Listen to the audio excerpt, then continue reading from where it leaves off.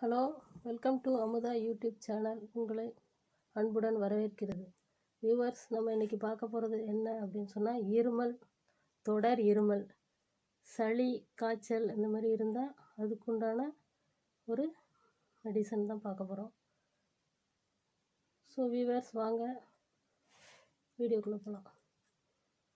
இந்த நோய்க்கான அறிகுறி என்ன அப்படின்னா, அடிக்கடி நம்ம நீரை மாற்றி யூஸ் பண்ணும்போது உணவில் மாற்றம் ஏற்பட்டால் நுரையீரலில் சளித்தன்மை ஏற்பட்டு நம்மளுக்கு இருமல், காய்ச்சல் அந்த மாதிரி வருது. செயற்கை குளிர்பானங்கள் ஒத்துக்கொள்ளாத போதும் இருமல் வரும்.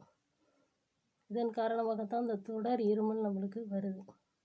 இதுக்கு நம்ம என்ன செய்யணும் அப்படின்னு சொன்னால், இஞ்சி சாறு 30 ml எடுத்துக்கணும், மாதுளம்பழச்சாறு 30 ml, தேன் 15 ml. இதை மூணையும் மிக்ஸ் பண்ணி ஒரு நாளைக்கு 3 வேளை சாப்பிடணும்.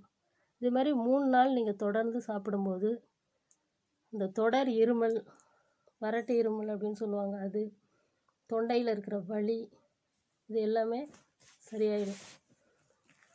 இன்னொன்று, இதுக்கு என்ன பண்ணலாம் அப்படின்னா, மூச்சு பிடிக்கிறது அப்படின்னு சொல்லுவாங்க. அது செய்யும் போதும் இந்த இருமல், சளி, காய்ச்சல் இது இருந்தால் சரியாயிடும்.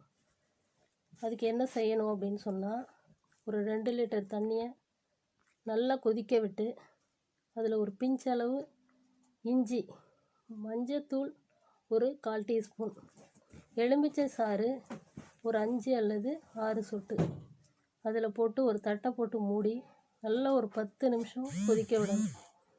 அப்படி கொதிக்க விட்டுட்டு கீழே இறக்கி வச்சு துணியை போட்டு ஆவி பிடிக்கும் போதும் தொடர் இருமல், தும்மல், சளி இது இருந்தால் சரியாயிடும். நைட்டில் ஒரு தடவை செஞ்சாலே போதுமானதாக இருக்கும்.